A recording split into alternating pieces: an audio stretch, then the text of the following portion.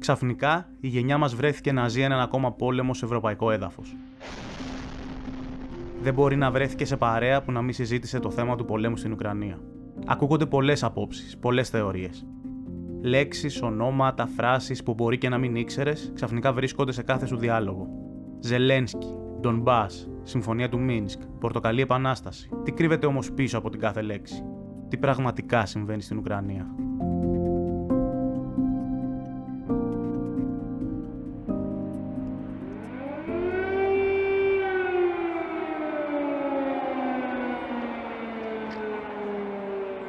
Την 5η 24 Φεβρουαρίου η Ρωσία εισέβαλε στην Ουκρανία. Ο ανατριχιαστικός ήχος της σιρήνας του πολέμου ακούστηκε για άλλη μια φορά στην Ευρώπη.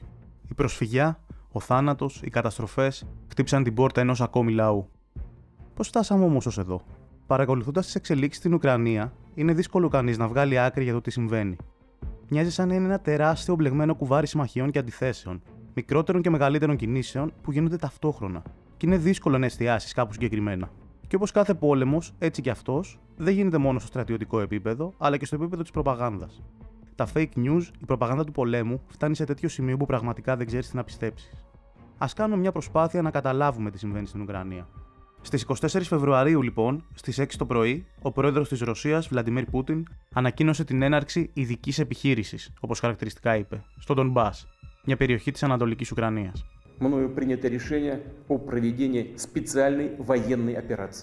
Αυτή ήταν η τυπική έναρξη του πολέμου.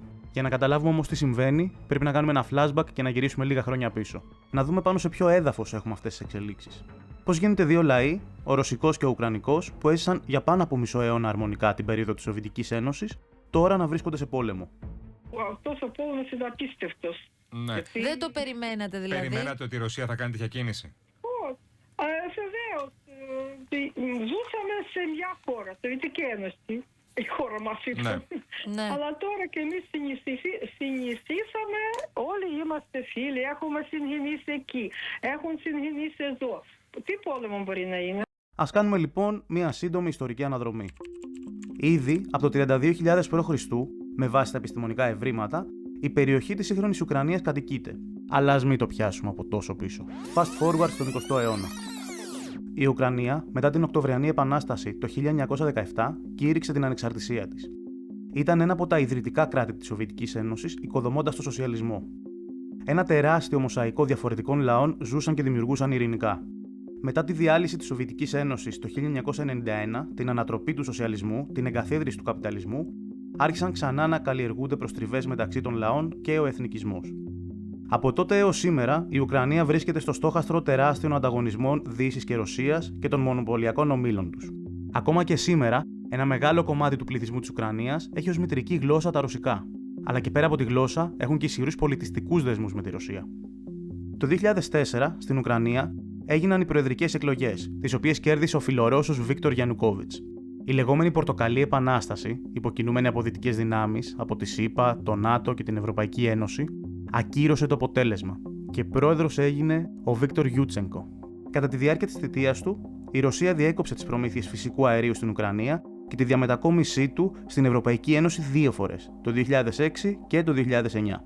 Ukraine is the only non-NATO nation supporting every NATO mission. In Afghanistan and Iraq, Ukrainian troops are helping to support young democracies. In Kosovo, Ukrainians are helping keep the peace. We support MAP for Ukraine and Georgia. Helping Ukraine move toward NATO membership is in the interest of every member in the alliance. Το 2008, οι ΗΠΑ έκαναν προσπάθεια να συμπεριλάβουν την Ουκρανία και τη Γεωργία σε πρόγραμμα ένταξης στο ΝΑΤΟ, με τη Ρωσία να αντιδρά έντονα και τη Γαλλία και τη Γερμανία τελικά να μπλοκάρουν την προσπάθεια. 2 χρόνια μετά, το 2010, στις προεδρικές εκλογές, αναμετρήθηκαν ο Γιαννουκόβιτς και η μέχρι τότε πρωθυπουργός της Ουκρανίας, Γιούλια Τιμοσέγκο, η οποία έχει ως βασικούς της άξονες την ένταξη της Ουκρανίας σε Ευρωπαϊκή Ένωση και ΝΑΤΟ. Πρόεδρος βγήκε τελικά ο φιλορώσος Γιαννουκόβιτς, ο οποίος όμως προσπαθούσε να ισορροπήσει ανάμεσα σε Δύση και Ρωσία. Το διάστημα 2012 με 2013, επί προεδρίας Γιαννουκόβιτς, υπογράφτηκαν συμφωνίες ύψους πολλών δισεκατομμυρίων δολαρίων μεταξύ της Ουκρανίας και ενεργειακών κολοσσών της Δύσης, όπως η Chevron, η Eni, η Shell, η ExxonMobil, για δικαιώματα ερευνών και εκμετάλλευσης πετρελαίου και φυσικού αερίου. Το 2013, λίγους μήνες πριν την υπογραφή της Συμφωνίας Σύνδεσης Ουκρανίας με Ευρωπαϊκή Ένωση, η Μόσχα άσκησε τεράστια οικονομική πίεση στο Κίεβο, με αποτέλεσμα να μπει η συμφωνία στον πάγο. Στα τέλη του ίδιου έτους, ξεκίνησαν αντικυβερνητικές διαδηλώσεις με ενεργή εμπλοκή και χρηματοδότηση από κράτη-μέλη της Ευρωπαϊκής Ένωσης και των ΗΠΑ, οδηγώντας σε πραξικοπηματική ανατροπή της κυβέρνησης του Γιαννουκόβιτς στις αρχές του 2014 με τα αιματηρά γεγονότα στην πλατεία του Μαϊντάν. Ως δύναμη κρούσης, αξιοποιήθηκαν φασιστικές και νεοναζιστικές οργανώσεις, όπως είναι ο δεξιός τομέας και το τάγμα του Αζόφ.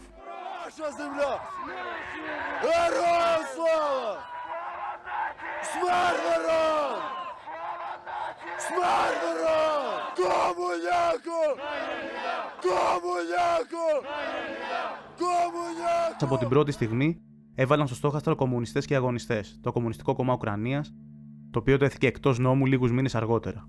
Αποκορύφωμα της δράσης τους ήταν το κάψιμο του κτηρίου των συνδικάτων στην Οδυσσό στις 2 Μαΐου του 2014, με αποτέλεσμα τον βίαιο θάνατο περισσότερων από 40 ανθρώπων. Η ενεργή συμμετοχή των Ηνωμένων Πολιτειών και της Ευρωπαϊκής Ένωσης, εκτός από δηλώσεις στήριξης, ήταν και υλική, όπως ανοιχτά παραδεχόταν σε εκδήλωση στο Κίεβο εκείνη την περίοδο και η Βικτόρια Νούλαντ, που ήταν τότε βοηθός Υπουργού Εξωτερικών των ΗΠΑ, αρμόδια για τις ευρωπαϊκές και ευρασιατικές υποθέσεις. We've invested over $5 billion to assist Ukraine in these and other goals that will ensure a secure and prosperous and democratic Ukraine. Today, there are senior officials in the Ukrainian government, in the business community, as well as in the opposition, civil society, and the religious community who believe in this democratic and European future for their country. And they've been working hard to move their country and their president in the right direction. Χαρακτηριστικές της περίοδου είναι και οι εικόνες με τον ίδιο τον πρέσβη των ΗΠΑ, Τζέφρι Πάιατ, και την Νούλαντ να συμμετέχουν στις διαδηλώσεις, μοιράζοντας σάντουιτς στους διαδηλωτές, κάνοντας τον τροχονόμο και όχι μόνο, όπως φάνηκε στη συνέχεια. So that would be great, I think, to help glue this thing and have the UN help glue it. And, you know, fuck the EU. No, exactly. And I think we've got to do something to make it stick together, because you can be pretty sure that if it does start to gain altitude, the Russians will be working behind the scenes to try to torpedo it. Fun fact. Ο κύριος αυτός, από το 2016 μέχρι και σήμερα, είναι πρέσβης των ΗΠΑ στην Ελλάδα. Πάμε παρακάτω. Η νέα κατάσταση στην Ουκρανία είχε περίπου ως εξής.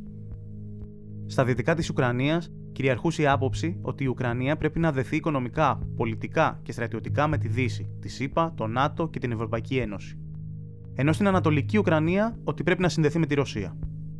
Σε αυτό το πλαίσιο, μετά από δημοψηφίσματα και προφανώς την επιρροή και πίεση της Ρωσίας, η Κριμαία ενσωματώθηκε στη Ρωσία και Φιλορώσοι ανακήρυξαν ως λαϊκή δημοκρατία του Ντονέσκ και λαϊκή δημοκρατία του Λουγκάνσκ τις αντίστοιχες περιοχές, σχηματίζοντας ένα κράτος εν κράτη.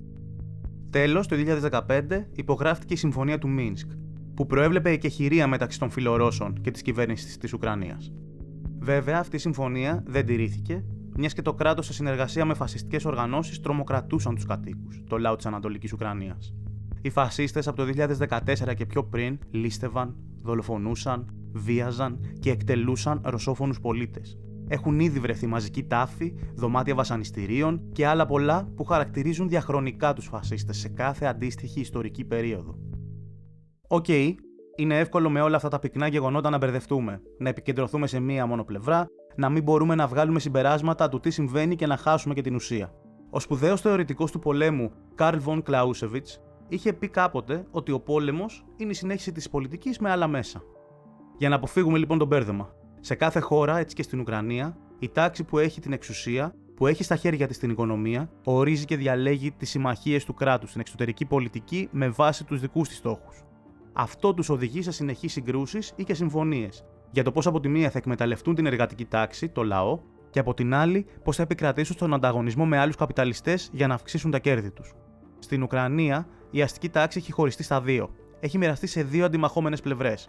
Ένα μέρος της αστικής τάξης της Ουκρανίας, που επιθυμεί τη συμμαχία με την αστική τάξη της Ρωσίας, συγκρούεται με ένα άλλο που προτιμά τη ΣΥΠΑ και την Ευρωπαϊκή Ένωση. Σε αυτό το πλαίσιο εξελίχθηκαν και όλα αυτά τα γεγονότα, με αποκορύφωμα την εισβολή της Ρωσίας. Γιατί όμως στην Ουκρανία όλα αυτά? Ας δούμε ορισμένα στοιχεία. Η Ουκρανία διαθέτει τα τρίτα μεγαλύτερα αποθέματα υδρογονανθράκων στην Ευρώπη, που ωστόσο ακόμα παραμένουν ανεκμετάλλευτα. Επίσης, διαθέτει ένα τεράστιο και μοναδικό στον κόσμο σύστημα μεταφορικών αγωγών ενέργειας, σταθμούς διατήρησης της πίεσης του φυσικού αερίου και υπόγειες αποθήκες φύλαξης. Μέσω αυτού του δικτύου εισάγεται και ρωσικό φυσικό αέριο στην Ευρώπη, μιας και οι χώρες της Ευρώπης εξαρτώνται ενεργειακά σε μεγάλο βαθμό από τη Ρωσία. Το 40% των ενεργειακών αναγκών των ευρωπαϊκών χωρών καλύπτονται από τη Ρωσία. Και όταν μιλάμε για ενεργειακές ανάγκες, εννοούμε κατά βάση για τη λειτουργία των μεγάλων βιομηχανιών που έχουν οι καπιταλιστές της Ευρώπης. Η Ρωσία καλύπτει το 1/3 των ευρωπαϊκών αναγκών με φυσικό αέριο, ενώ είναι εξίσου βασικός προμηθευτής πετρελαίου, άνθρακα κτλ. Για παράδειγμα, η Γερμανία, που είναι η τέταρτη οικονομία στον κόσμο, καλύπτει τις ενεργειακές της ανάγκες κατά 55% από το ρωσικό αέριο. Έτσι εξηγείται και η διαφορετική στάση που κρατούσε η Γερμανία σε σχέση με άλλες χώρες. Και δεν είναι μόνο αυτό. Η ενέργεια είναι τόσο απαραίτητη που ενώ βλέπουμε να απαγορεύονται ρωσικά καλλιτεχνικά έργα, μέσα μαζικής ενημέρωσης κτλ., να εφαρμόζονται οικονομικές κυρώσεις σε ρωσικές τράπεζες και βιομηχανίες, δεν ισχύουν τα ίδια για τις επιχειρήσεις που συνδέονται με την παραγωγή και μεταφορά αερίου προς την Ευρώπη. Τέλος, η Ουκρανία διαθέτει αξιόλογη βαριά βιομηχανία και διαστημικό πρόγραμμα, κληρονομιά και αυτά όπως και όλα τα προηγούμενα της Σοβιετικής περίοδου, ενώ έχει και τεράστιες εκτάσεις καλλιεργήσιμης γης, με σιτηρά που τροφοδοτούν την Κίνα και μεγάλο μέρος της Ευρώπης. Η Ουκρανία όμως αποτελεί και ένα γεωπολιτικό πέρασμα από τη Ρωσία προς την υπόλοιπη Ευρώπη. Βρίσκεται ακριβώς στη μέση μεταξύ τεράστιων δυνάμεων που συγκρούονται, της Ευρωπαϊκής Ένωσης, των Ηνωμένων Πολιτειών, της Ρωσίας και της Κίνας. Ας δούμε λίγο πιο προσεκτικά πώς εκφράζονται αυτοί οι ανταγωνισμοί. Από τη μία πλευρά έχουμε τη Ρωσία. Η αστική τάξη της Ρωσίας προσπαθεί εδώ και χρόνια να ανακτήσει το χαμένο έδαφος στον ανταγωνισμό με τη Δύση. Η Ρωσία είναι μια ισχυρή ιμπεριαλιστική δύναμη που έχει συμμετάσχει άμεσα ή έμεσα σε μια σειρά από ιμπεριαλιστικές συγκρούσεις, όπως για παράδειγμα στη Συρία, τη Λιβύη, το Σαχέλ, τον Ναγκόρνο Καραμπάχ και αλλού. Παράλληλα, στοχεύει στην εμβάθυνση της συμμαχίας της με χώρες της περιοχής, μέσω της Ευρασιατικής Οικονομικής Ένωσης και του Οργανισμού Συνθήκης Συλλογικής Ασφάλειας. Στις αρχές του 2022, μάλιστα, έπειτα από αίτημα της αστικής τάξης του Καζακστάν στον ίδιο αυτόν οργανισμό, η Ρωσία έστειλε στρατεύματα για να καταστήλει τη λαϊκή εξέγερση που ξέσπασε στο Καζακστάν. Στη σύγκρουση στην Ουκρανία, η Κίνα κρατάει αποστάσεις, αποφεύγοντας να καταδικάσει την εισβολή της Ρωσίας. Μην ξεχνάμε ότι η Κίνα κατέχει καθοριστικό ρόλο στην παγκόσμια καπιταλιστική οικονομία. Η οικονομία της στηρίζεται σε ισχυρά μονοπόλια με διεθνή δράση. Εξάγει κεφάλαια, $3 εκατομμύρια σε δεκάδες κράτη σε όλες τις υπήρους και επεκτείνεται διαρκώς με τον νέο δρόμο του μεταξιού που διασχίζει περισσότερες από 70 χώρες. Η σύγκρουση της Κίνας με τη ΣΥΠΑ για το ποιος θα έχει τον πρώτο λόγο απλώνεται σε όλο τον πλανήτη, από την περιοχή του Ινδοειρηνικού και την Αφρική μέχρι τα Βαλκάνια και την ίδια την Ελλάδα. Από την πλευρά τους, Ευρωπαϊκή Ένωση και ΗΠΑ, παρά τις μεταξύ τους διαφορές, προσπαθούν να επεκτείνουν την οικονομική, πολιτική και στρατιωτική τους παρουσία σε χώρες της Ανατολικής Ευρώπης και των Βαλκανίων. Το ΝΑΤΟ είναι ένας στρατιωτικοπολιτικός οργανισμός, μια ιμπεριαλιστική συμμαχία, που ιδρύθηκε το 1949 με στόχο τη Σοβιετική Ένωση. Μέχρι την ανατροπή της Σοβιετικής Ένωσης το 1991 αποτελούνταν από 16 κράτη-μέλη. Το 1990, με βάση το Ρώσο Υπουργό Εξωτερικών, το ΝΑΤΟ είχε δεσμευτεί στη Ρωσία ότι η συμμαχία δεν θα προχωρούσε ούτε μία ίντσα προς τα ανατολικά. Από τότε έως σήμερα, βέβαια, το ΝΑΤΟ έχει επεκταθεί 800 χιλιόμετρα προς τα ανατολικά, με στόχο την περικύκλωση της Ρωσίας. Αυτή τη στιγμή αποτελείται από 30 κράτη-μέλη. Βλέπουμε άλλωστε μια σειρά από χώρες να είναι σε συζητήσεις για την ένταξή τους στο ΝΑΤΟ και στην Ευρωπαϊκή Ένωση. Η Συμφωνία των Πρεσπών είναι χαρακτηριστικό παράδειγμα, με βάση την οποία ξεκίνησε η διαδικασία ένταξης της Βόρειας Μακεδονίας στο ΝΑΤΟ. I welcome the agreement. We have clearly stated that we will start, as we have decided today, that we will start accession talks. And we have clearly stated that when all the internal procedures have been finalized, including then also a change in the constitution, implementing the name agreement with Athens, then the former Yugoslav Republic of Macedonia can become the 30th member of NATO under its new name, the Republic of North Macedonia. But it cannot become a member if it doesn't change its name. Το ΝΑΤΟ έχει μακρύ κατάλογο αιματηρών επεμβάσεων, υπηρετώντας τα μονοπόλια που εκπροσωπεί στον ανταγωνισμό τους στην παγκόσμια σκακέρα. Εκατομμύρια νεκροί, πρόσφυγες, εκτοπισμένοι. Οι αφορμές, τα προσχήματα, τα fake news που αξιοποιούσε το ΝΑΤΟ ως δικαιολογία επέμβασης είναι αποκαλυπτικά. Επικαλούνταν την εθνοκάθαρση των Κωσοβάρων από τον Μιλόσεβιτς και το δικαίωμα αυτοδιάθεσης των εθνών στη Ιουγκοσλαβία όταν αποφάσισαν να την μετακυλήσουν. Δηλαδή, το ίδιο ακριβώς που επικαλείται και κάνει σήμερα ο Πούτιν με τις λεγόμενες λαϊκές δημοκρατίες του Ντονμπάς. Народные республики Донбасса обратились к России с просьбой о помощи. В связи с этим в соответствии со статьей 51 части 7 Устава ООН, санкции Совета Федерации России и во исполнение ратифицированных Федеральным собранием 22 февраля сего года договоров о дружбе и взаимопомощи с Донецкой Народной Республикой и Луганской Народной Республикой, мною принято решение о проведении специальной военной операции. Ее цель – защита людей, которые на протяжении 8 лет подвергаются издевательствам, геноциду со стороны киевского режима. Βλέπετε πως οι υπεριαλιστές εναλλάσσουν ρόλους και προσχήματα και πως ο ένας τελικά νομιμοποιεί την πρακτική του άλλου. Ακόμα ψάχνουμε τα χημικά όπλα στο Ιράκ, τη Συρία και σε τόσες άλλες χώρες που το ΝΑΤΟ πήγε να εκδημοκρατήσει με βόμβες ειρήνης. Η Ουκρανία, παρόλο που δεν είναι μέλος του ΝΑΤΟ, είναι ο τέταρτος μεγαλύτερος αποδέκτης στρατιωτικής χρηματοδότησης από τις Ηνωμένες Πολιτείες. Μόνο τον τελευταίο χρόνο, οι ΗΠΑ έχουν δώσει στην Ουκρανία $650 εκατομμύρια σε πολεμικό εξοπλισμό και υπηρεσίες. Ποιος είναι ο ρόλος της Ελλάδας σε όλο αυτό?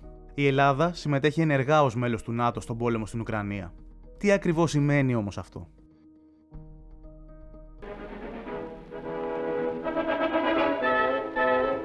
In February 1952, the 12 nations of the Atlantic Alliance had become 14, with the accession of Greece and Turkey. These two new members not only make a substantial contribution in active divisions, but through their geographical situations, immeasurably strengthen the defense of the southern flank. Η αστική τάξη της Ελλάδας επέλεξε να γίνει μέλος του ΝΑΤΟ το 1952. Μέσα από τη συμμετοχή της στο ΝΑΤΟ, διασφαλίζει την εξουσία της και κερδίζει μέρος από τη λία των νατοικών σχεδιασμών. Συμμετέχει σε αποστολές στο εξωτερικό, ανεξαρτήτως ποιο κόμμα είναι στην κυβέρνηση. Είναι μία από τις στρατηγικές επιλογές που όλα τα αστικά κόμματα συμφωνούν. Ενώ παράλληλα, κάθε χρόνο πληρώνουμε τουλάχιστον 4 δισεκατομμύρια ευρώ στο ΝΑΤΟ. Η χώρα μας είναι γεμάτη από νατοικές στρατιωτικές βάσεις. Στη Σούδα, στον Άραξο, στο Άκτιο, στη Λάρισα, είναι μόνο μερικές από αυτές. Μάλιστα, το 2019, η κυβέρνηση του ΣΥΡΙΖΑ, μέσω του στρατηγικού διαλόγου με τη ΣΥΠΑ, όπως τον ονόμασαν, υπέγραψε τη δημιουργία νέων βάσεων σε Αλεξανδρούπολη, Στεφανοβίκιο και Λάρισα και αναβάθμιση της βάσης της Σούδας. Παρά την αλλαγή κυβέρνησης, η Νέα Δημοκρατία συνέχισε και επέκτηνε το σχέδιο αυτό. Οι στρατιωτικές βάσεις του ΝΑΤΟ είναι πάρα πολύ επικίνδυνες για το λαό. Μας μπλέκουν σε πολέμους και ανταγωνισμούς που δεν έχουν σχέση με τα δικά μας συμφέροντα.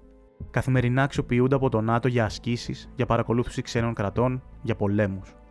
Για παράδειγμα, στους μεγάλους βομβαρδισμούς του ΝΑΤΟ στη Συρία με πυράβλους Tomahawk, διέρευσαν φωτογραφίες με τους πυράβλους να φορτώνονται και να ετοιμάζονται στη βάση της Σούδας.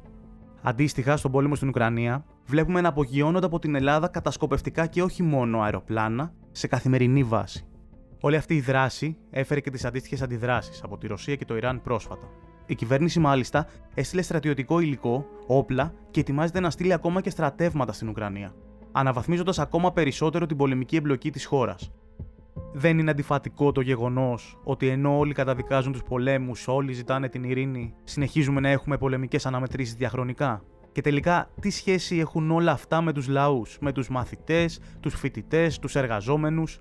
Τι έχει να χωρίσει ο Ουκρανός από το Ρώσο? Τι έχουμε να χωρίσουμε εμείς από τους υπόλοιπους λαούς? Εμείς, ο λαός δηλαδή, δεν έχουμε να χωρίσουμε τίποτα. Οι αστικές τάξεις όμως έχουν. Έχουν να χωρίσουν τις αγορές, τους δρόμους μεταφοράς ενέργειας, τις σφαίρες επιρροής, τις οικονομικές τους συμφωνίες, τα κέρδη και τη χασούρα τους. Και μπροστά σε αυτά δεν σταματάνε πουθενά. Ο Κάρλ Μάρξ, στον πρώτο τόμο του κεφαλαίου, γράφει χαρακτηριστικά. Το κεφάλαιο το τρομάζει έλλειψη κέρδους ή το πολύ μικρό κέρδος. Όταν το κεφάλαιο έχει το ανάλογο κέρδος, γίνεται τολμηρό. Με 10% κέρδος αισθάνεται τον εαυτό του σίγουρο και μπορεί να το χρησιμοποιήσει κανείς παντού. Με 20% γίνεται ζωηρό. Με 50% γίνεται θετικά παράτολμο. Με 100% τσαλαπατάει όλους τους ανθρώπινους νόμους. Με 300% δεν υπάρχει έγκλημα που να μην ριψοκινδυνεύσει να το πράξει. Ακόμα και με κίνδυνο να πάει στην κρεμάλα. Η ιστορία του 20ου αιώνα αποδεικνύει ότι οι λίγοι, οι ληστές των λαών, μπορούν να προχωρήσουν ακόμα και σε παγκόσμιο πόλεμο όταν δεν μπορούν να λύσουν τις διαφορές τους αλλιώς. Δεν είναι αυτοί που χύνουν το αίμα τους άλλωστε. Η εργατική τάξη παγκοσμίως είναι αυτή που αιμορραγεί σε κάθε πόλεμο. Μπορεί να το βαφτίσουν πόλεμο κατά της τρομοκρατίας, πόλεμο της δημοκρατίας απέναντι στον αυταρχισμό. Μπορεί να προσπαθήσουν να μας πείσουν ότι γίνονται επειδή κάποιος ηγέτης πάσχει από ψυχιατρικά προβλήματα ή από εγωμανία. Όλα αυτά όμως συγκαλύπτουν την ουσία. Αθώνουν συνειδητά τον εγκληματικό χαρακτήρα αυτού του συστήματος. Αθώωνουν τα αντιτιθέμενα οικονομικά συμφέροντα που ασφικτιούν και ξεσπούν. Αθώωνουν τη λειτουργία του καπιταλισμού, που γεννά φτώχεια, κρίσεις, πολέμους και προσφυγιά. Όμως ο 20ος αιώνας απέδειξε και κάτι άλλο. Απέδειξε ότι οι λαοί μπορούν να γίνουν πρωταγωνιστές των εξελίξεων και όχι παθητικοί παρατηρητές. Μπορούμε να βγούμε μπροστά απέναντι στα επικίνδυνα ιμπεριαλιστικά σχέδια, ενάντια στη συμμετοχή στον ιμπεριαλιστικό πόλεμο. Να απαιτήσουμε να κλείσουν οι στρατιωτικές βάσεις του ΝΑΤΟ στην Ελλάδα. Να μην αφήσουμε κανένα ελληνικό στρατιωτικό σώμα να σταλεί στην Ουκρανία, σε χώρες που συνορεύουν με αυτήν ή σε άλλες ιμπεριαλιστικές αποστολές. Να δυναμώσει πάλι για αποδέσμευση από τις διάφορες ιμπεριαλιστικές ενώσεις, με το λαό πραγματικά στο τιμόνι της εξουσίας. Με τον αγώνα μας μπορούμε να χαράξουμε τη δική μας πορεία, να ανατρέψουμε τους ληστές των λαών που σαν παράσιτα ρουφάνε τη ζωή μας, τα όνειρά μας. Οι λαοί μπορούν να οικοδομήσουν μια άλλη κοινωνία έξω από τις συμμαχίες των λίγων, έξω από το ΝΑΤΟ και την Ευρωπαϊκή Ένωση. Μια κοινωνία που ως κριτήριο ανάπτυξης δεν θα έχει το κέρδος μιας χούφτας ανθρώπων που έχουν στα χέρια τους χωρίς πραγματικά να τους ανήκει, τον πλούτο που παράγουν όλοι οι υπόλοιποι. Μια κοινωνία που θα έχει ως στόχο την κάλυψη των αναγκών του λαού. Την κοινωνία που ο πλούτος θα ανήκει σε αυτούς που τον παράγουν. Την κοινωνία της πραγματικής ελευθερίας, της ζωής με δικαιώματα, τον σοσιαλισμό-κομμουνισμό.